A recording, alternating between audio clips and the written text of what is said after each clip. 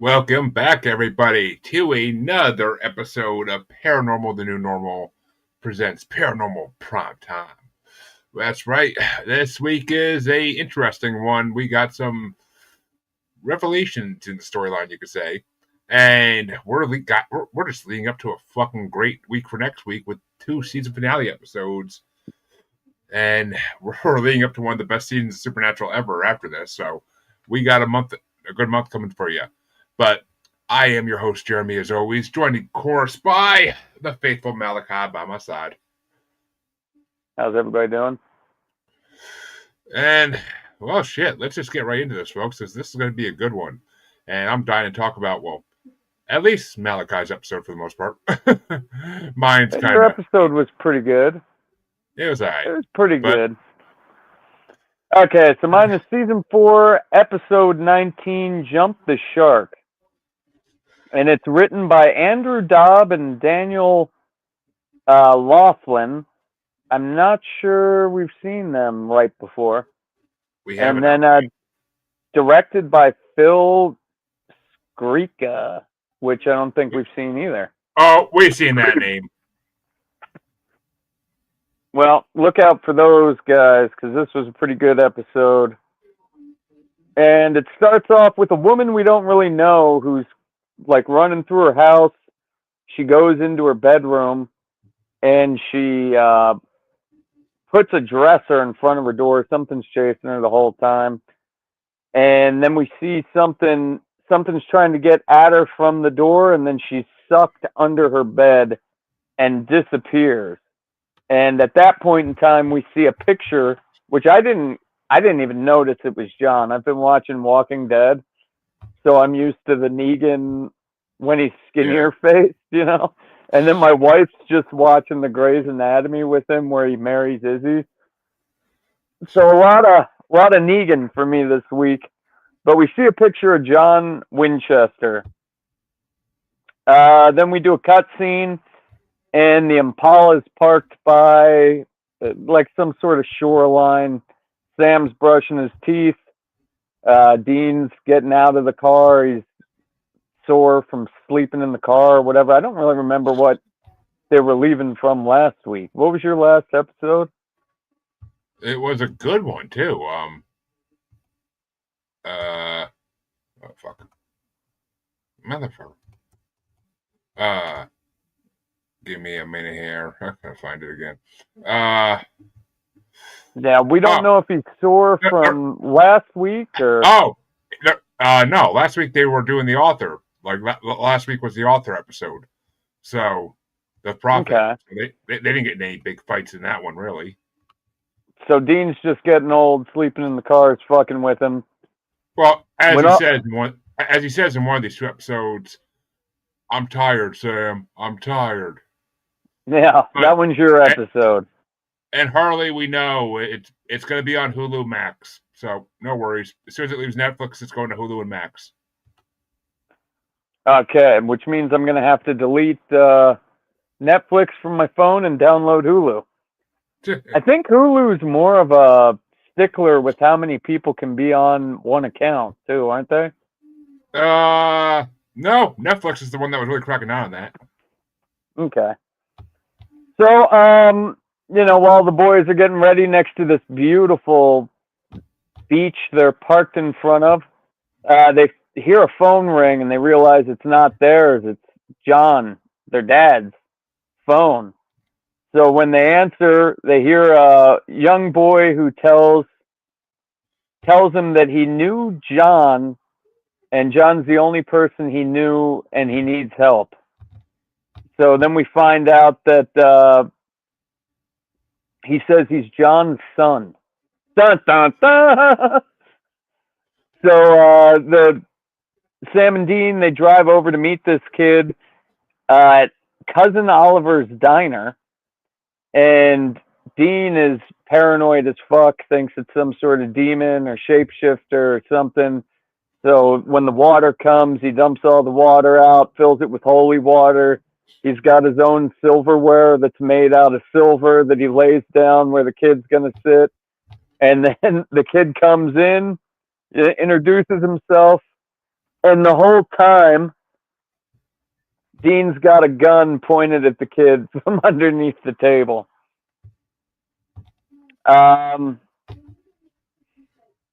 So after that happened, a lot of Sam and Dean fighting in this episode. They find out what the kids want. His kid apparently, or their brother apparently, his mother went missing a couple days ago. The kid was up in college studying to be a doctor. So they go back to the house and they're sort of checking everything out. And that's when we find um, Dean sees scratch marks going under the bed. So Well, you Dean, skipped the whole part. You skipped the whole scene in the diner where they're arguing over whether or not their dad could have another kid. And I love how Sam's like, yeah, you know, a hunter saves a woman, a damsel in distress, and she's grateful. And Dean's like, now you got me thinking about dad sex. yeah, they argue that quite a few about the kid off and on through the whole thing.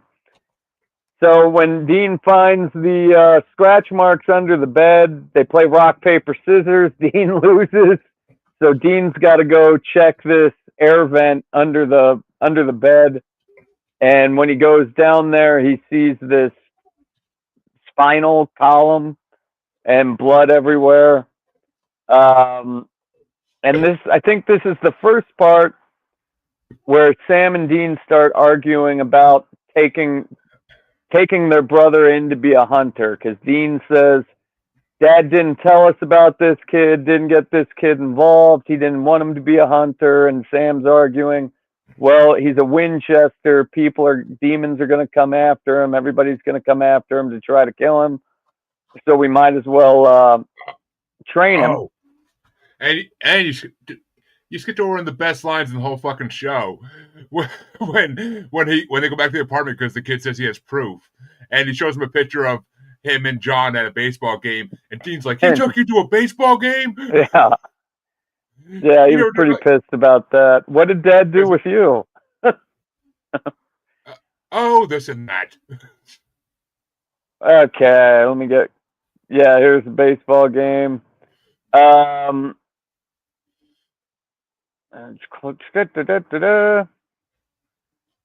Okay, so they don't really have any leads. They find out that 17 years ago there was a case with 17 grave robberies, and they find out John had it in his journal, but he ripped out the 2 pages afterwards. So there's no like what they were doing or what he was hunting. All they know is that guy was there 9 months before their younger brother was born. And the MO was it was snatching dead bodies, not living people. So they have no idea what the hell's going on with that. They do find another picture of a missing person, which ends up being a bartender named Joe Barton. So, okay, yeah. Dean asks Adam their brother Adam if he knows who Joe is, and he says, no, I don't think my mom knows or anything. And that all happened before they went down in there. So they go to the motel room, and it's just Sam and Dean. They're cleaning their weapons, which I don't know why they're constantly oiling their shotgun when they didn't use it, like you said last week. Yeah. Constantly cleaning the guns. I think it's just one of those habit things. Like, it's something that they do to like make the time pass. I think they show it to us just because it's badass, right? Well, in this scene, for example, the brother knocks on the door and he comes in and he says, you guys aren't fucking mechanics, are you? You found where the missing body was. And then this is where Adam starts begging them to help him hunt so he can avenge his mother. And at this point, after their little fight there. They tell him that like all monsters are real and all this shit. He's getting over that. Dean takes off, and we see him drive to a mortuary where the mortuary guy showing him around is trying to sell him a fucking death plot of his own. But he doesn't really see anything. He finds the liquid of embalming fluid, but he doesn't really find um, anything there. So I'm pretty sure. Give me a second. I gotta get caught back up here. Dean yells, "It doesn't matter, Sam." Okay, here we go. So then Dean goes to the bar where he shows after he gets a free drink, because the ladies are like, cops get a free first beer on the house, and Dean's like, "It's that obvious?" Not a cop, but Dean shows her the picture, and we find out that that was her husband. And they're going into the backstory. Dean's asking about the case 17 years ago with the corpses, and hit the old deputy bartender's wife is saying, "Yeah, he never really told me. He just told me there was a specialist involved in that case with him, and that's how he solved the case." And we flash back to the motel room where Sam is teaching Adam, their younger brother, how to use a gun. He gives him an empty gun and says, "Here, let's practice with this thing." So while this is happening, all of a sudden the power goes out in the motel room, and they hear the shit in the vent. Sam just shoots the fucking vent in the motel room, and then they run outside, and they're by Adam's car to try to get away. And this is where something attacks Sam from under the car and tries to pull him in. And Dean rolls up just in the nick of time. They save him. He backs the car up, and we see that there's a sewer manhole lid that's been opened. And this one's pretty interesting, but the kid asks, "Should we go down there and try to get him?" I didn't catch that till afterwards. Dean was able to shoot under the car after they got Sam, and the thing is like nicked. It's got blood everywhere. So we return to Adam, the younger brother's house, and Dean's telling him to get all of his shit. He's trying to drop him off with Bobby, and then they're going to come back and kill the thing. And this is another time where Sam starts arguing about the Winchester name, and he needs to learn how to do this because everything in its mother's going to come and try to kill this or kill their brother. Dean's just pissed off, so he runs off, driving the Nomad, goes back and checks the cemetery. When he noticed air blowing through one of the crypts, he pulls the fucking stones out, and it's a tunnel. He's going down in the tunnel, and then he hears the thing coming back in and shoots towards it through the tunnel and caves in the tunnel. So now he's like stuck in this catacomb. I guess not underground. They made it seem like it was underground, but he's stuck in a catacomb with nowhere to go. At this point, we flash back to Sam and his brother Adam getting his shit ready, and that's when they hear a noise after they bolt everything up. They salted the doors. They blocked all the windows. Sam says the only way for this thing to come in is through this air vent. And then they hear shit. It's Adam's mom. Adam runs to his mom, and he's got the shotgun. He says, "Shoot her, shoot her." But he doesn't know if he should shoot Sam or shoot his mom or what happens.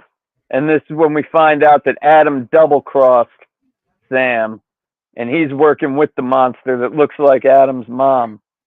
At that time, we're back in the tomb where Dean finds his brother and his brother's mom's dead corpse. So now we switch to Sam crucified to a fucking kitchen table, and they're doing the whole rundown. We find out they're ghouls, which I don't know if that ever comes back, right? Ghouls will show up again. Yeah. Okay. So this is why the silver didn't work, and this is why the holy water didn't work. Is because they're ghouls, which I guess typically only eat dead corpses, but the Yep. mom ghoul starts talking about how they were tired of eating dead corpses and how Sam and Dean's dad killed their father, so they came to get revenge and found out they like eating living people now. So they're cutting Sam up and drinking his blood, and he's got blood going into a bowl. And Mean, they say his blood tastes different than the rest. oh, did he? I didn't catch that. Yeah, Uh, Adam says his blood tastes different than everybody else's. Okay, yeah, that'll come into effect in your. Well, we know Sam's been drinking demon blood, so like that's why it tastes different. And that's what I was saying about the manhole. Yep. Is he wanted to just take him down into that manhole because they were ready to kill him right then and there. I didn't catch that when it happened, but Yep. okay. So Dean's back at the mortuary. He busts open one of these coffins and grabs a metal bar that you use to carry the coffin. Smashes a top glass window, which I thought he was underground. I don't know why. All of a sudden, he's in a building with a glass window. He fucking pulls himself out of the window, drives back, knowing that these aren't fucking isn't his brother. And now, as Sam's getting cut up and drained of his blood, um, Dean rushes through and he shoots the one that looks like his brother. And Sam says something about headshots is the only way to kill him. So he shoots the woman ghoul in the face. And when he's untying Sammy, all of a sudden the brother ghoul comes and starts attacking him. It's a big fight scene, and then Dean ends up smashing his head, fucking Negan style, and with a candlestick or something. Um, Dean unties him, wraps his shit up, tells him to put pressure on it, and then at the end, we they are in the woods at night with their brother's body from the tomb, burning it because he went out like a hunter, being killed by a monster. Yep. And that was it. I'd give that one I'd give that a 4.5. It was a good episode. I liked both the episodes this week. Yeah, I mean, I would give this one a 4. I wouldn't give it a 4.5. It's a 4. It's a pretty good episode. I mean, it adds a little bit of mystique to it. Brings in some of John's life, which is awesome. And there actually was a lot of drops in this one, like a lot of like little things they did for different reasons. Um, when they go to the Yeah. hotel, there's a place card for the hotel that says Kelsey Manor, and the K and the M are really big. And on the car is a photo of the director, Kim Manners, which is a Oh, dedication to Kim Manners. the And guy who passed away on my last episode. yeah, and uh, and I mean the episode title itself, "Jump the Shark," which is I a, I thought that a was a shot. bad episode title. Well, it's a shot. It's because it means the beginning of the end. Because ever since it started off with the episode of Happy Days where Fonzie literally jumps a shark. Like Okay. that's considered the end of Happy Days when like people knew it was going to be getting canceled soon. Because it's when they're desperate. It's when a show is desperate for storylines and they're reaching out to find like the most outrageous storyline they could do. So, Oh, uh, yeah. I'm not a so, fan of that. It was a good so episode. it was, but this one's called the beginning. But that means it's the beginning of the end, which this episode kind of is the beginning of the end for this season. So, Yeah, they might want you to think so. There's still 10 more seasons to go, fellas. well, but no, not for the show. It's like something as we know what happens at the end of the season, and we know what the hell it is. It's the end. But Mm-hmm. and also when Sam and Dean first go into the diner, there's a poster on the wall that's advertising the 21st annual Fonzarelli Water Skiing Championship. So it's a reference to that episode of Happy Days where he's jumping the shark. Ah. But and it's Cousin Oliver's Diner, which is a Brady Bunch reference because because they added Cousin Oliver in the Brady Bunch as a way to try to save the show when all the kids were getting too old. Have you seen the Brady's Bunch measles episode?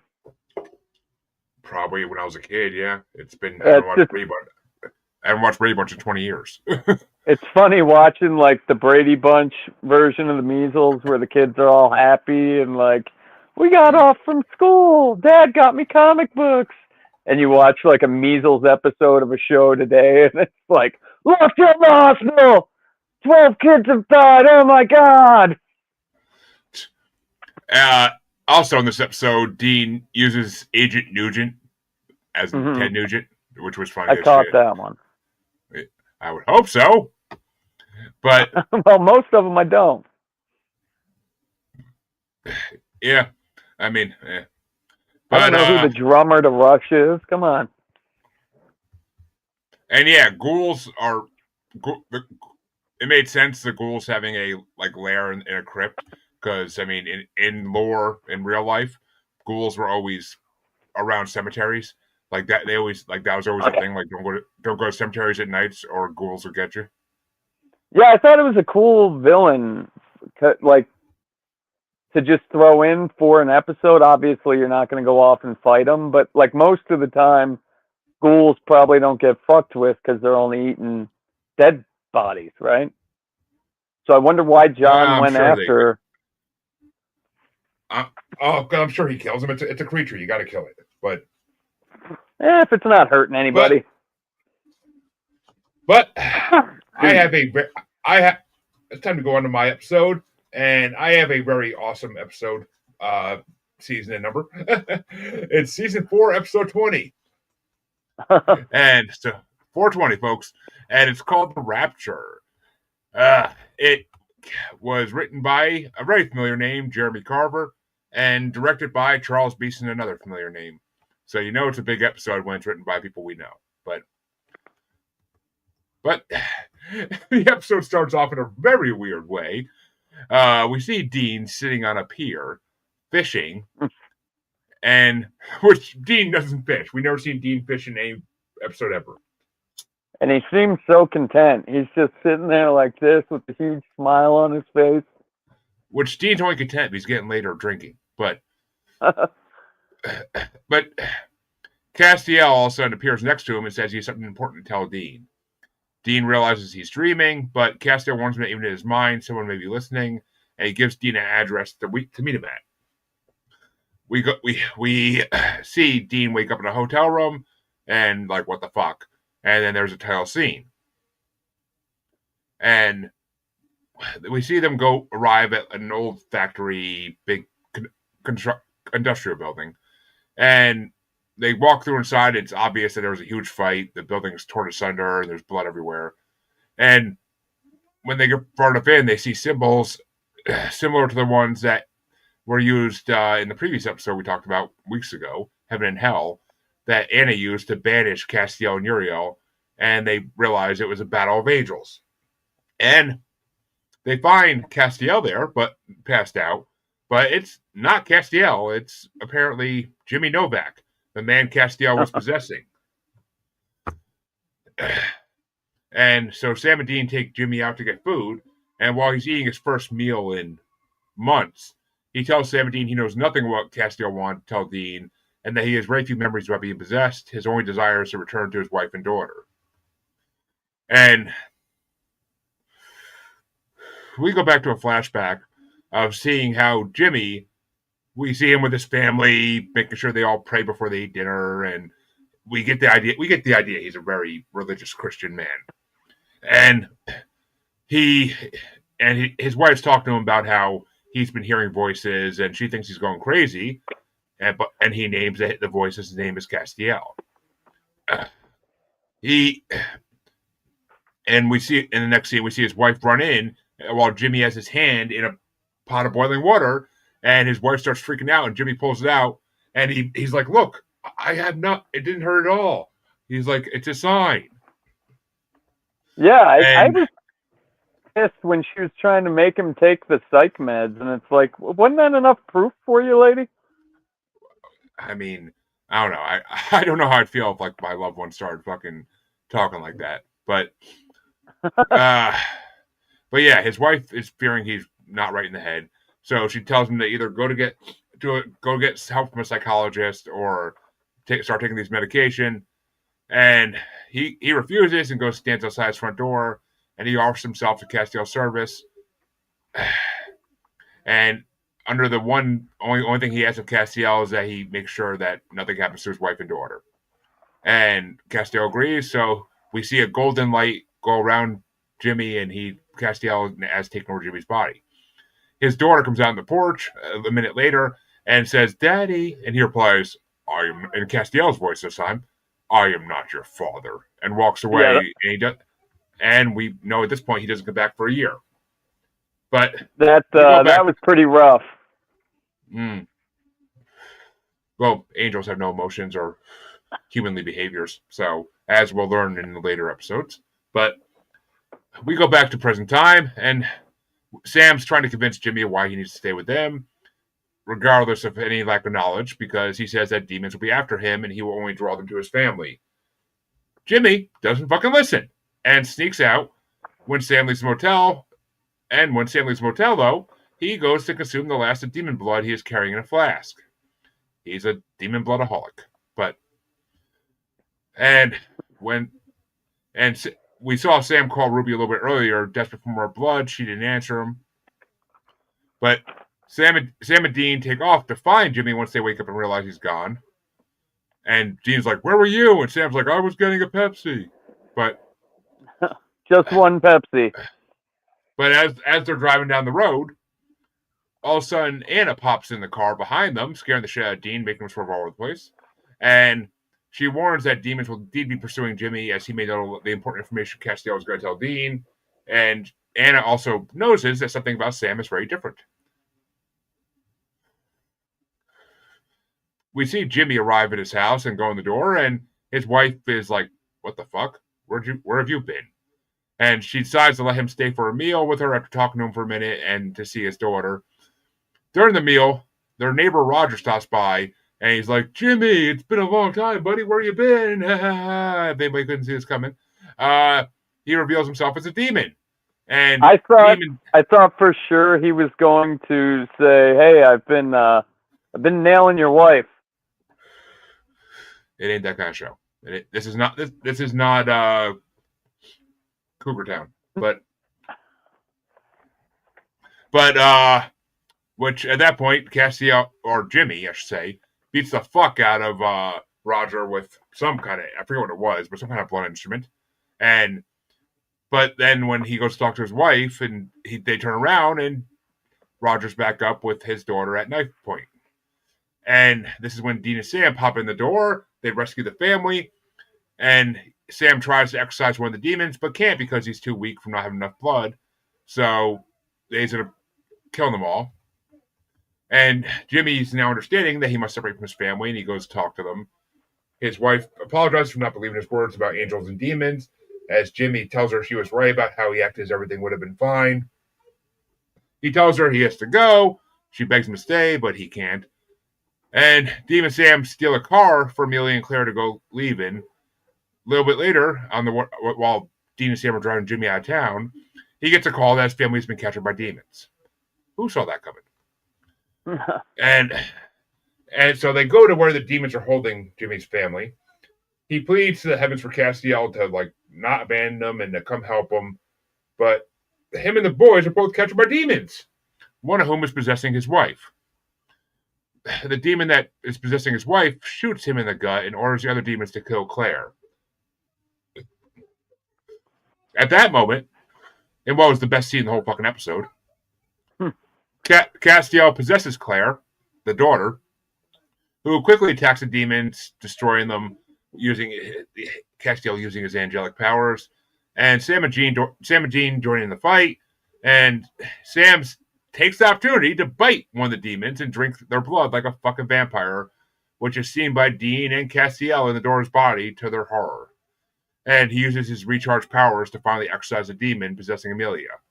But in the process, he also saves her life because that's the only way to save the life of a demon you're killing. But as Jimmy is laying dying, Castiel, who's still in Claire's body, confronts him by saying that he kept his promise to protect Jimmy's family. Castiel tells him that Claire is like her father, something in her blood makes her special, and he will use her as his vessel. Jimmy begs him to possess him instead, despite Castiel warnings that it will be painful and that he will never die or age.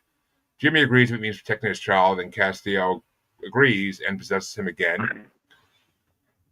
As Castiel leaves, Dean asks him what he wanted to tell him, but Castiel rebuffs him after his return from heaven, saying he doesn't serve man or Dean, only heaven, showing that he has lost his doubts from previous episodes.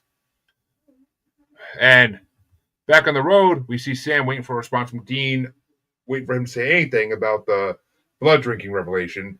And Dean's just like, I'm tired, I don't care, whatever. He's just blowing it all off. And Sam gets a call from Bobby at that point saying he needs to see them. And they get to Bobby's place. And as he's like, I got something in the panic room, I got to show you guys. And as soon as he tells Sam to go in and check it out first, and as soon as Sam goes in, they lock him inside. And this is a setup by Bobby and Dean to detox Sam. And Sam's, at the episode ends, they're shutting the door and locking all the trap doors up. And Sam's begging them to be let out. And this pretty much, and we see a nice little clip segment at the end of what's coming in the next episode. I think that was the first time, right, where it says coming soon. I think, maybe, but I could be wrong. But yeah, so I would honestly rate this episode a 3.7. It was good for storyline, but do we really need to hear the story of who Castiel possessed? Not really. It's not something that's important to the storyline. I liked it. I give it a 4. I mean, the best part of it is the whole freaking daughter getting possessed and Sam drinking the blood out of the neck. I liked when he came out before they went in and got caught, when he went out and he's pleading for Castiel, saying, you told me you'd protect my family. But we did find out, too, that Castiel, like in the beginning, they said that his bloodline allowed him to be possessed by the angels, and then it would make sense that his daughter was possessed, too.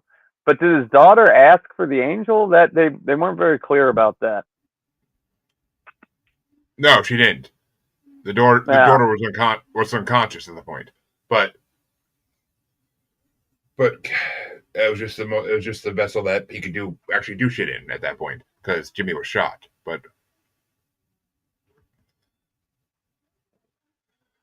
I don't know. I thought it was a pretty good episode, and I'm more excited about what's to come in the next week. Well, next 2 weeks. Yeah, buddy. We got the end of the season, and we got the new season coming up. So, fuck yeah! It's the beginning of one of the best seasons of Supernatural, in my opinion. So, well, actually, in a very highly regarded opinion, the next 2 seasons are two of the best seasons of Supernatural, and a lot of people think it should have ended after season 6. But yeah, I thought it started going downhill after 5. Or after 7. I mean, after 7. I don't think so, but I tend to like the past 7 phases. But it becomes more fan service, and it's more they give the watchers what they want to see. But folks, that's gonna do it for this week. We thank you, and we hope you come back in a week, next Thursday, to check out our regular scheduled time. Next episode of Paranormal Primetime. Have a good night, everybody. Take it easy.